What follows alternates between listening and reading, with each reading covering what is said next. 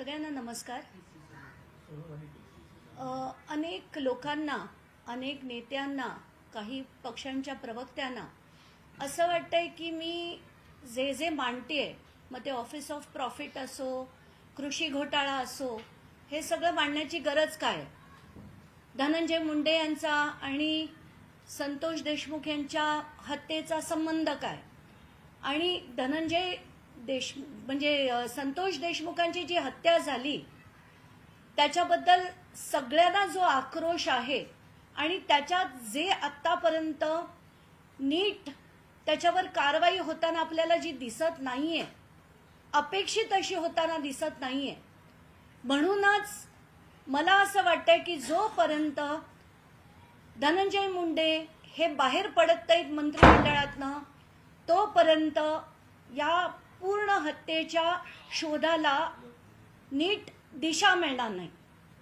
आणि म्हणून मी आधी कराड आणि धनंजय मुंडे यांचे संबंध कसे आहेत ते दाखवले, मग कराड आणि धनंजय मुंडे कंपन्यात एकत्र कसे आहेत ते दाखवले, त्यांचे आर्थिक व्यवहार असो, कंपन्या असो, मिळालेला नफा असो, दहशत असो।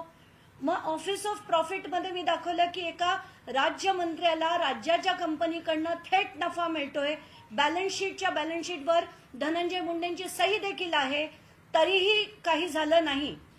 4 दिवसानंतर थांबून मी कृषी घोटाळा काढला, त्याच्यात कसं साध्या 90 रुपयाच्या 92 रुपयाच्या नॅनो युरियाला 220 रुपयांनी खरेदी केली गेली, या सगळ्या गोष्टींचे डिटेल्स दिले। त्याच्यानंतर मी या नॅनो युरिया आणि नॅनो डीएपीच्या बॉटल्स मागवल्या देखील आणि मागवलेल्या बॉटल्सचा इनव्हॉइस मी ट्विट केला। तर एक त्याचा जर आपण क्रम बघितला तर 4 तारखेला मी ती प्रेस कॉन्फरन्स घेतली, 5 तारखेला मी या बॉटल्स मागवल्या आणि त्याच्यानंतर 7 तारखेला या कंपनीकडनं बंदी घालण्यात आली। असं सांगण्यात आलंय की कुठल्याही ऑनलाईन कंपन्या इफ्कोचे प्रोडक्ट्स विकू शकत नाही। आणि धनंजय मुंडे यांचे पीए कोण जोशी म्हणून आहेत, त्यांनी धडाधड सगळ्या माध्यमांना पाठवून दिलं की इफ्कोचे प्रोडक्ट्स विकता येत नाहीत, असा मेसेज त्यांनी पाठवला। आणि त्यानंतर मी सगळ्या माध्यमांना विनंती केली, त्याच्यापैकी मला वाटतं एका चॅनलनी तर अगदी डिटेल त्याचा अभ्यास करून दाखवलं की सगळेच्या सगळे ऑनलाईन जेवढ्या वेबसाईट्स आहेत सगळे, मग ॲग्रीबॅग्रीच नाही, ॲग्रोस्टार, किसान, बिघाट, अनेक अशा वेबसाईट आहेत ज्याच्यावर इफ्कोची प्रोडक्ट सर्रास विकली जातात। कारण त्याच्यावर इफ्कोनी एक राईटअप दिलं होतं, प्रेस नोट दिली होती आणि ती देखील मला पाठवण्यात आली होती। आता ही प्रेस नोट मी ऑनलाईन देखील बघितली आणि मला गंमत वाटली की एक कंपनी जे सो कॉल्ड शेतकऱ्यांचं कोऑपरेटिव्ह आहे, त्यांनी इतकं प्रोएक्टिव्हली काम का केलं?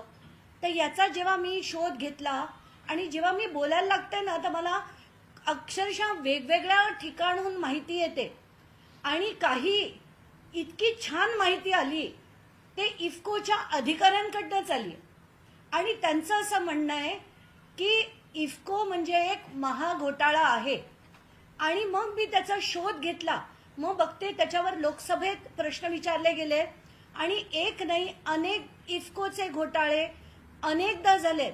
आणि मी आता जेवढ्या तुम्हाला एक्झिबिट्स दिल्यात त्याच्यात सीबीआयचा एक FIR देखील आहे आणि तो FIR आणि इतर लोकसभेतले विचारलेले प्रश्न ते देखील मी लावलेत, राज्यसभेत विचारलेले प्रश्न देखील लावलेत आणि किती मोठ्या प्रमाणावर भ्रष्टाचार इफ्को मध्ये होतो याचे सगळेच्या सगळे डिटेल्स दिलेत। म्हणजे ती फार्मर कोऑपरेटिव्ह नावासाठी आहेत, पण तिथले अधिकारी काय काय करतात, अगदी तिथले मेन CEO पासून लोक कसे भ्रष्टाचार करतात त्याचे सगळेच्या सगळे डिटेल्स मी तुम्हाला एक्झिबिट्स मध्ये दिलेत। त्यानंतर धनंजय मुंडे यांनी तर एक भन्नाटच काय त्यांनी क्लॅरिफिकेशन दिलं पुन्हा एकदा आणि मला त्याच्यावर आता खरंच बोलून काही फायदा नाहीये। मला एवढंच सांगायचंय की माझ्याकडे येणाऱ्या नॅनो युरियाच्या आणि नॅनो डीएपीच्या बॉटल्स परत मागवल्या गेल्या आता हा विषय आपण इथे संपूया. आता चॅप्टर नंबर 2 किंवा घोटाळा नंबर कृषी घोटाळा नंबर 2 त्याच्या मोठ्या घोटाळ्याकडे येऊया. आणि इथे धनंजय मुंडे कुठच्याही पद्धतीने वाचत नाही. हे एक पत्र आहे. हे पत्र इतकं कमालीचं आहे की त्याच्यावर तारीख नाहीये. मंत्री लिहितात पण त्याच्यावर तारीख नाही. आता या पत्रात काय लिहिलंय? दिनांक 30 सप्टेंबर 24 रोजी झालेल्या मंत्रिमंडळ बैठकीत दिनांक 23 सप्टेंबर 24 रोजी झालेल्या बैठकीत विचारार्थ ठेवण्यात आलेला मंजूर झालेला कृषी विभागाच्या प्रस्तावाचे इतिवृत्त कायम करण्यात आले. म्हणजे हा मंत्री किती थराला जाऊ शकतो हेचं हे धडधडीत उदाहरण आहे. मी 23 तारखेचा आणि 30 तारखेचा या दोन्ही कॅबिनेट बैठकांचे तुम्हाला मी अटॅचमेंट्स पाठवलेले आहेत. कुठेही ना 23 मध्ये ना 30 तारखेमध्ये कुठल्याही प्रकारचा निर्णय असा झालेला नाही. आणि मंत्री लिहितात काय आणि किती खोटं. महाराष्ट्र शासन कार्य नियमावली व त्या अन्वये दिलेल्या अनुदेशन मधील तरतुदीनुसार मंत्रिमंडळाने घेतलेल्या निर्णयाच्या अनुषंगाने त्वरित कारवाई करावी. मंत्रिमंडळाने मान्यता दिल्याप्रमाणे तातडीने. आता एक तर मंत्रिमंडळाने कुठल्याही प्रकारचा निर्णय केलेलाच नाहीये. हे तुम्ही त्या मी अटॅच केलेल्या दोन्ही कॅबिनेट बघा. तुम्ही 23 सप्टेंबर पण बघा आणि 30 सप्टेंबर पण बघा. त्याच्यात ते काय म्हणतात पुढे? मागील वर्षाचे बॅटरी ऑपरेटेड स्प्रे पंप याबाबतचा उर्वरित इष्टांक. आणि नंबर 2 पंजाबराव देशमुख कृषी विद्यापीठ अकोला यांचे उत्पादित. एकतर पंजाबराव कृषी विद्यापीठ काहीही उत्पादित करत नाही पण त्यांनी एक टेक्नॉलॉजी डेव्हलप केली होती आणि ती टेक्नॉलॉजी त्यांनी ट्रान्सफर केली होती. आणि पंजाबराव कृषी विद्यापीठाची फक्त त्यांना रॉयल्टी येते. बाकी ते स्वतः काहीही हे उत्पादित केलेलं नव्हतं. पण तरी ते म्हणतायत पेटंटेड सोलार लाईट पंप या बाबीचा लाभार्थी पुरवठा करण्यासाठी शासन निर्णय निर्गमित करून प्रक्रिया सुरू करावी आणि तसे पैसे MAIDC व PDKV अकोला यांना निर्देशित करून निधी वर्ग करण्यात यावा असं हे सरळ सरळ लिहितात. आणि शेतकऱ्यांना लाभापासून वंचित राहू नये म्हणून याबाबतची कारवाई तातडीने म्हणजे आजच करण्यात यावी. आजच करण्यात यावी असं हे धनंजय मुंडेंचं पत्र आहे. आणि त्याच्यावर त्यांची सही आहे. याच्यावर कुठली तारीख नाहीये. आणि आता पुढची गंमत बघा. याच्या बेसिसवर हा 11 तारखेचा GR निघतो. 11 ऑक्टोबरचा हा GR काढण्यात आला. आणि त्याच्यात 2 गोष्टी केल्या. एक म्हणजे आपल्याला अतिरिक्त 500 कोटी देण्यात यावे. आणि हे जे 200 कोटी होते जे मी मागच्या जेव्हा घोटाळा काढला होता त्याच्यात म्हटलं होतं की 200 कोटीचे नंतर बॅटरी स्प्रेअर पंप आणि सोलार लाईट ट्रॅप हे घेतले गेलेत ते वेगळे असे हे दोन्ही सँक्शन या GR मधनच करण्यात आले. पण हे कधी नव्हतंच. कॅबिनेट बैठक 23 तारखेची पण बघा 30 तारखेची पण बघा.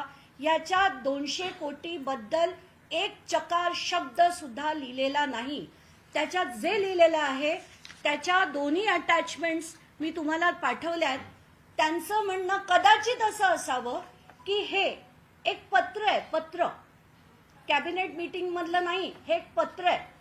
आणि त्या पत्रात हे सचिव कृषी यांच्याकडे पाठवण्यात आलं होतं 23 तारखेचं. याच्यातले जे निर्णय झालेत निर्णय नंबर 1 आणि निर्णय नंबर 2. निर्णय नंबर 2 आहे 500 कोटी अतिरिक्त निधी मिळावा म्हणजे हे सगळं सोडून आणि एक 500 कोटी मिळावा असा होता. आणि दुसरा जो निर्णय त्याच्यात अ ब क ड असं 4 गोष्टी आहेत. त्याच्यात कुठेही 200 कोटीचं नवीन आपण प्रस्ताव करतोय त्याला शासन मान्यता देतोय असा शासन निर्णय झालेला नाही. मंत्रिपदाचा निर्णय झालेला नाही. म्हणजे खोटं बोलून धनंजय मुंडे हे असं मांडतात त्याच्यावर GR काढतात आणि ते करून घेत आहेत. इतकी लिमिट यांची जर होत असेल तर ह्यांना कुठल्याही मंत्रिपदावर कधीही बसता कामा नये. त्यांची तितकी पात्रताच नाही. कारण इतका भ्रष्ट माणूस जो मंत्रिमंडळाचे निर्णय झालाय असं दाखवून जर भ्रष्टाचार करत असेल तर असा मंत्री यापुढे कधीही झाला नाही पाहिजे. कृषी तर नाहीच नाही, कधीही हा मंत्री झाला नाही पाहिजे अशी माझी थेट मागणी आहे. आणि आता तरी अजित पवारांनी आणि मुख्यमंत्र्यांनी आता तरी कारवाई करावी. कारण हे खोटे निर्णय दाखवून मंत्रिमंडळात कॅबिनेट बैठकीत झालेला निर्णय आहे असं सांगून जर GR काढला असेल तर हे ऍब्सल्यूट खोटं आहे. आता लगेच पटपट उठतील, पुन्हा माझ्या प्रेस कॉन्फरन्स नंतर प्रेस कॉन्फरन्स घेतील, वाटेल ते बडबडतील. तर त्यांना मला सांगायचं आता जे बोलायचंय ना तुम्हाला ते पेपर निशी बोला.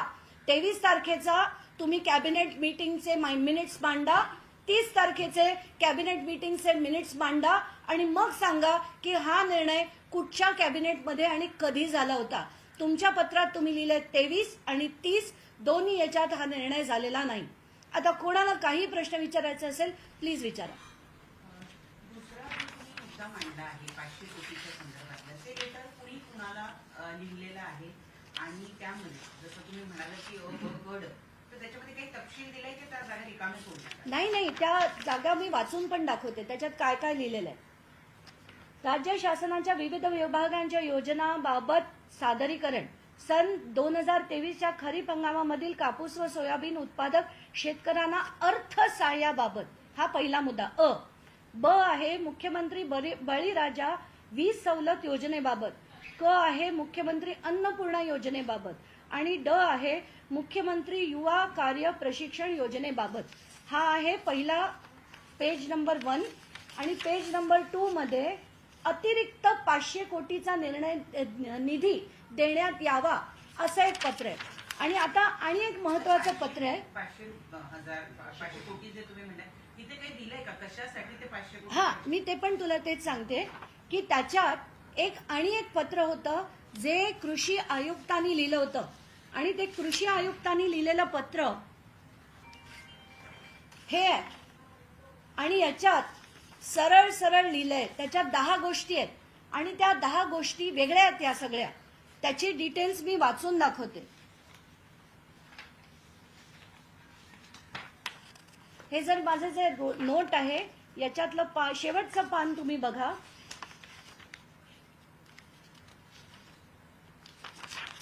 हे जे 500 कोटी अतिरिक्त मागण्यात आले होते त्यात पिवळे चिकट प्रकाश सापळे, सेंद्रिय आणि रासायनिक खते, बॅटरीवर चालणारे स्प्रेअर पंप, बियाणे प्रक्रिया यंत्र म्हणजे मॅन्युअल पण आणि इलेक्ट्रिक पण, स्पायरल ग्रेडर, सोयाबीन रिपर आणि नंतर multi crop crusher, multi electric boule आणि सोयाबीन स्टोरेजच्या ज्यूट बॅग. हे वेगळे देण्यात आले पण हे थांबवण्यात आलं होतं कारण याची मान्यता आता देता येणार नाही असं स्पष्ट लिहिलेलं आहे.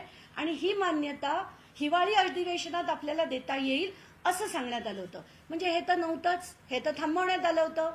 मग हे सगळं इतकं खोटं बोलून की हा मंत्रिमंडळातला निर्णय आहे असं मंत्री लिहितो आणि पत्र पाठवतो आणि त्याच्यावर GR निघतो आणि हे केलं जातं.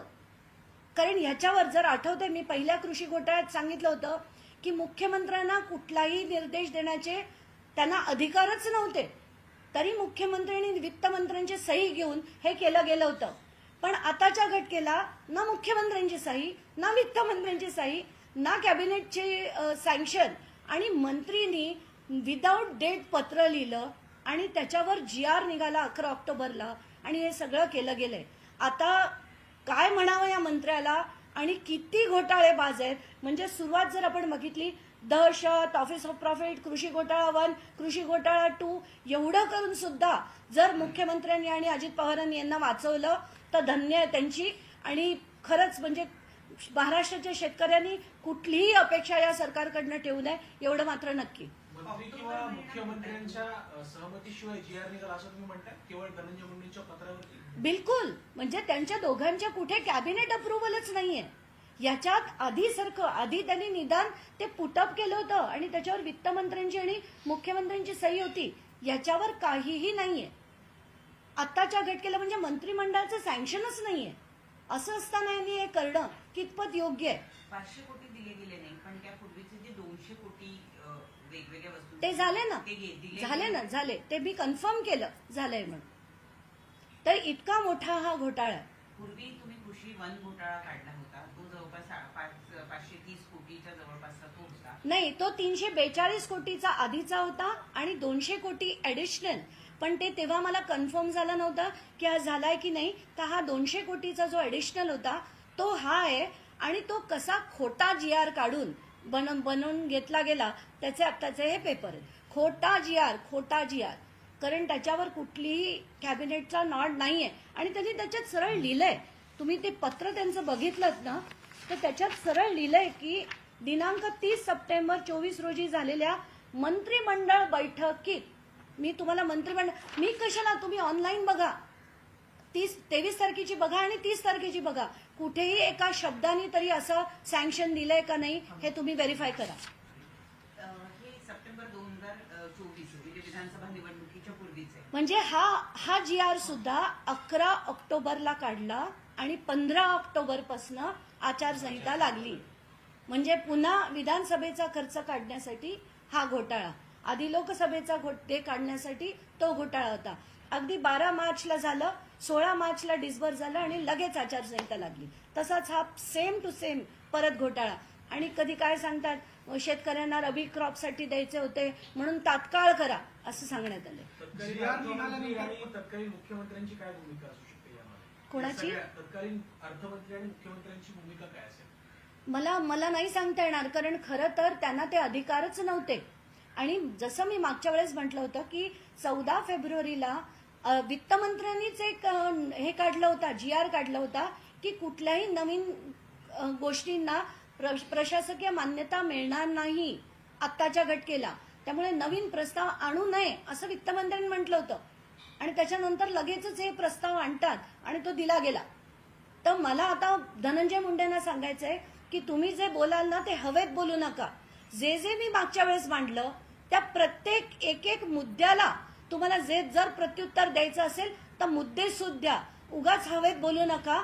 आणि आजचं मी जे मांडलंय त्याचं पण मला मुद्देसूद उत्तर असेल तर द्या, नाहीतर उगाच बडबड करू नका. GR निघाल्यानंतर पैसे मिळाले का? GR निघाल्यानंतर ते पैसे आले का? बिलकुल, GR निघाल्याशिवाय होतच नाही ना ते. तर तो GR 11 ऑक्टोबरला निघाला आणि 15 ऑक्टोबरपासून आचारसंहिता लागली. तुम्हाला असं वाटतं का की धनंजय मुंडेंना आजपर्यंत पाठीशी घातलं जात आहे आणि जसे तुम्ही दाखवताय अध्यादेश काढले जात आहेत, मिनिट्सच्या बैठकीत उल्लेख नसतानाही तसे आदेश दिले जात आहेत, तर एकटे धनंजय मुंडे याच्यात सहभागी नाहीयेत, जे कारवाई करत नाहीयेत ते सुद्धा कुठेतरी सहभागी? आता तर नक्कीच, म्हणजे याच्यानंतर जर कारवाई केली नाही तर म्हणायलाच पाहिजे की सरळ सगळे याच्यात म्हणजे त्यांना पाठीशी घालण्याचं जे काम होत आहे त्याच्या मागे काहीतरी गौडबंगाल, नाही तर हे होऊ शकत नाही. इतकं कोणी कोणाला प्रोटेक्ट करायला कधीही जाणार नाही. सगळ्यांचे हात गुंतले आता ते नाही मी म्हणू शकत, कोणाकोणाचे हात गुंतलेत मला नाही माहिती, पण झालेलं आहे एवढं मात्र खरं. आणि ते सगळेच जण तुम्ही तुमच्या लेवलनी ऍक्सेस करू शकता. बघा तुम्ही 23 तारखेचा 30 तारखेचा शासन निर्णय गव्हर्नमेंटच्या वेबसाईटवर मी डाउनलोड करून तुम्हाला पाठवलाय. जर एखादा मंत्री या पद्धतीनं कॅबिनेट बैठकीमध्ये न झालेले निर्णय हे झाले असं भासवून किंवा असं खोटं पत्र, this is a fraud, absolute fraud. आणि त्याच्यासाठी त्यांच्यावर FIR झाला पाहिजे. कारण this is an absolute criminal fraud. तुम्ही पेपर्स फोर्ज करताय, तुम्ही बदलताय, जे झाल्याच नाहीये या गोष्टी मांडून तुमच्या मंत्रिपदाचा गैरवापर करून तुम्ही ते करताय. दिस इज ऍब्सल्यूट फ्रॉड. कारवाई काय होऊ शॉर्ट शकते? में हिंदी में बता दीजिए, आज आपने प्रेस कॉन्फ्रेंस एकच मिनिट संविधानामध्ये काही तरतूद आहे का, किंवा अशा पद्धतीनं जर खोटं सांगून GR तयार केला जात असेल, मंत्री गोपनीयतेची आणि त्याचबरोबर जनतेच्या सेवेची शपथ घेत असतात, तर त्या सगळ्या शपथांचं आणि अशा पद्धतीनं फॉल्ट डॉक्युमेंट तयार केल्यामुळे काय कारवाई केली जाऊ शकते? नाही, आता मला तेच सांगायचंय, कारण त्यांच्या मंत्रिपदाचा गैरवापर झालाय. आणि त्यांनी खोटं दाखवून खोटं भासवून हे जर केलं असेल, केलेलं आहेच, तर ते दिसतंय आपल्याला उघड, आणि हे केलं असेल तर त्यांच्यावर कारवाई होणं हे भाग आहे, त्याच्यात दुसरं काहीच आपण म्हणू शकत नाही. आता त्याची कॉन्स्टिट्युशनल प्रोव्हिजनिंग आतापर्यंत मी काढली नाहीये, पण ते देखील शोधून काढेन आणि ते देखील मांडेन.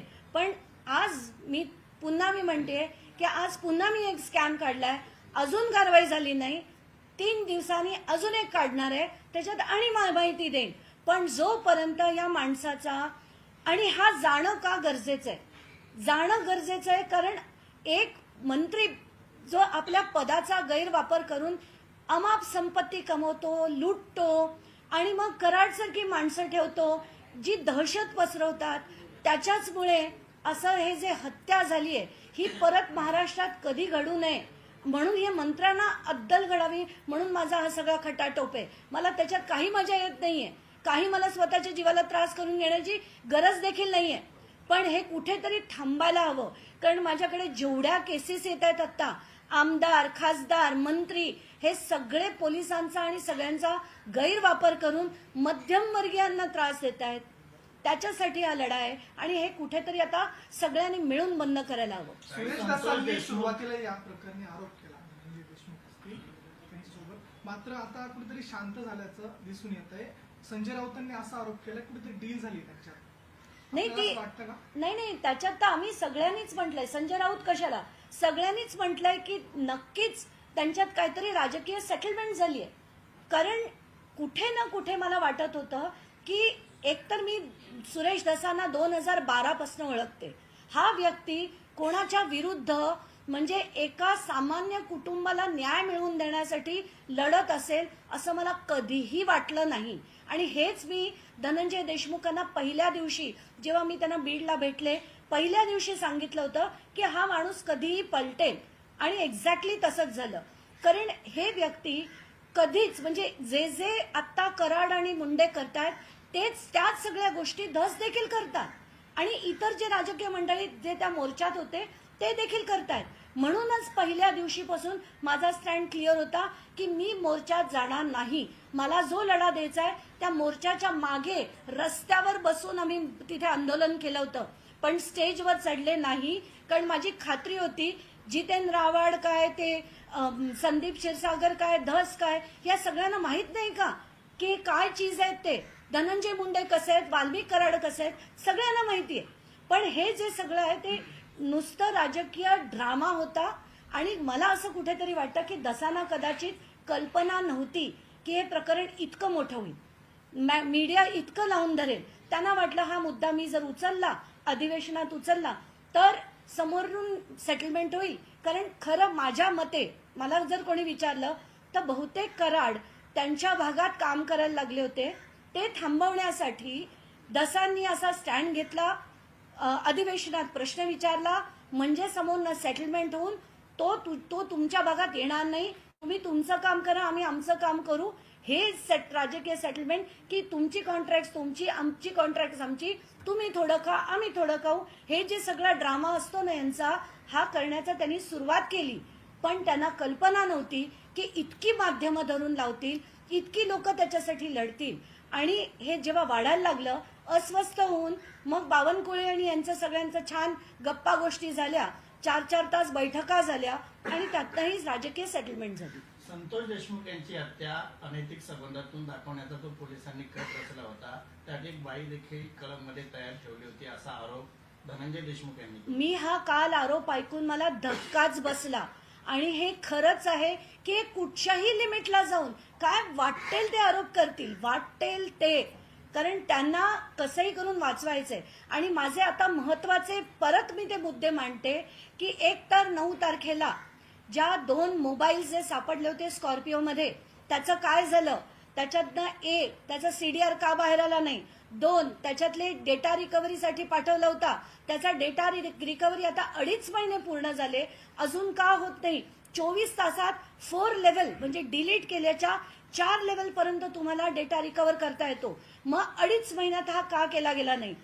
धनंजय मुंडे यांच्या शासकीय बंगल्यात 19 जूनला जी कारवाई झाली होती ज्याच्यात 3 कोटीचा खंडणीचा व्यवहार तिथे झाला होता, तर अवादा कंपनीच्या लोकांची स्टेटमेंट्स का नाही झाली, एआयची, सिक्युरिटीची जेवढे लोक होती त्यांची टॉवर लोकेशन्स, त्यांचे स्टेटमेंट्स व्हायची गरज होती. आणि काल मी बघितलं की जितेंद्र आव्हाड जे मी काही माध्यमांपुढे मांडलेले मुद्दे होते तेच त्यांनी मांडले की प्लेनमधनं उडून जाणाऱ्या तानाजी सावंतच्या मुलासाठी पत्रकार परिषद होऊ शकते, नंतर पोर्शेच्या कारच्या क्रॅशमध्ये पत्रकार परिषद होऊ शकते. तर या प्रकरणात आज तगायत पोलिसांनी पत्रकार परिषद घेऊन का या सगळ्या गोष्टी मांडल्या नाहीत हे पुन्हा त्यांनी काल पण म्हटलं. मला काही प्रॉब्लेम नाही, त्यांनी जरूर म्हणावं, एकाने नाही 100 जणांनी हेच म्हणावं, कारण पत्रकार परिषद घेऊन हे मांडणं गरजेचं आहे. म्हणजे धनंजय मुंडे यांचा त्याच्यातला अँगल बाहेर येईल. आणि आताच्या घटनेला त्यांना ह्याच्याचसाठी वाचवलं जात आहे पदोपदी. पण इथे जोपर्यंत आपल्या हातात गोष्टी येणार नाही आपण काहीच बोलू शकणार नाही. म्हणून मी हे न ते या सगळ्या गोष्टी दाखवून त्यांचा राजीनामा करण्याचा प्रयत्न करते. बाकी माझा त्याच्यात काही स्वार्थ नाही. मैम एक बार हिंदी में बता दीजिए आज की आपके प्रेस कॉन्फ्रेंस का मुद्दा क्या है. कई दिनों से आप धनंजय मुंडे इनका रेजिग्नेशन मांग रहे हैं, तो आज का मुद्दा क्या है? धनंजय मुंडे ये जब कृषि मंत्री थे तब उन्होंने एक पत्र लिखकर एक जीआर निकालने की विनती की थी. ये पत्र जो लिखा था उस पे कोई डेट नहीं थी. उसमें ये लिखा था कि 23 तारीख की और 30 तारीख की कैबिनेट की मीटिंग में एक प्रस्ताव रखा गया था और वो प्रस्ताव मंजूर हुआ था. तो मैंने 23 तारीख की और 30 तारीख की दोनों कैबिनेट की मीटिंग्स के डिटेल्स निकाले. उसमें ऐसा कोई भी प्रस्ताव नहीं था.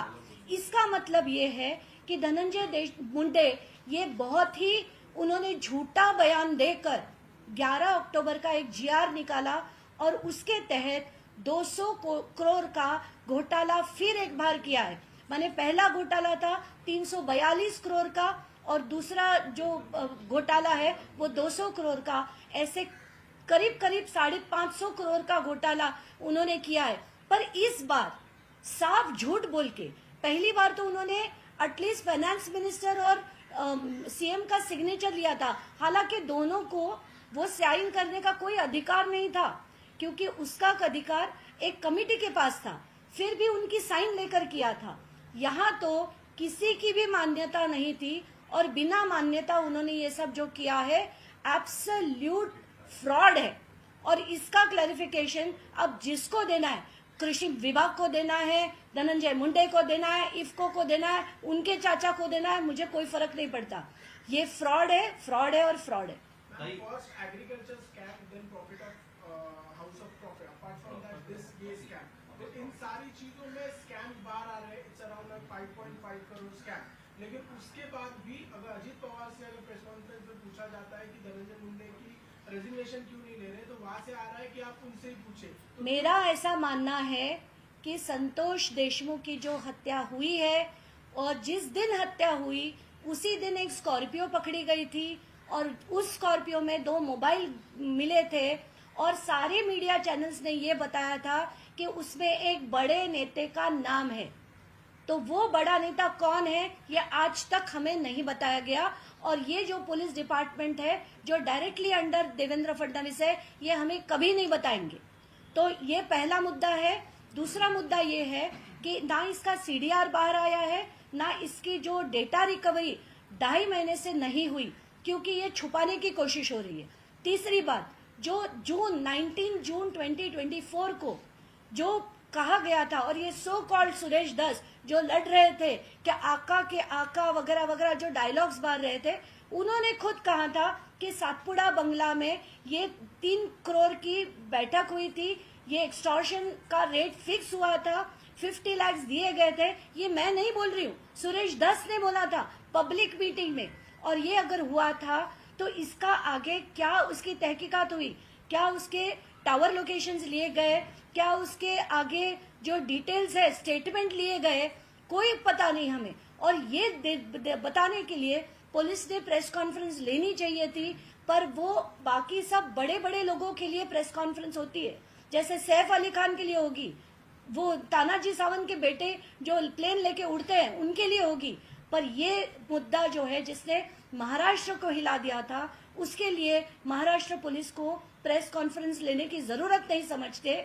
ये इसकी वजह जो मुझे लगती है वो शायद यही है कि वो बड़ा नेता कौन है, ये सच नाम हमारे सामने कभी नहीं आएगा। और ये आने के लिए मैंने, चाहे वो ऑफिस ऑफ प्रॉफिट हो, चाहे कृषि घोटाला 1 हो 2 हो, इस माध्यम से अगर उनका रेजिग्नेशन होता है तो ही सच बाहर आएगा, ऐसी मेरी मान्यता है। इसलिए मैं उनके पीछे हाथ धो के, मुझे कोई शौक नहीं है उनके पीछे लगने का। मुझे ऐसे लगता है कि जब तक इनका इस्तीफा नहीं होता तब तक सच बाहर नहीं आएगा।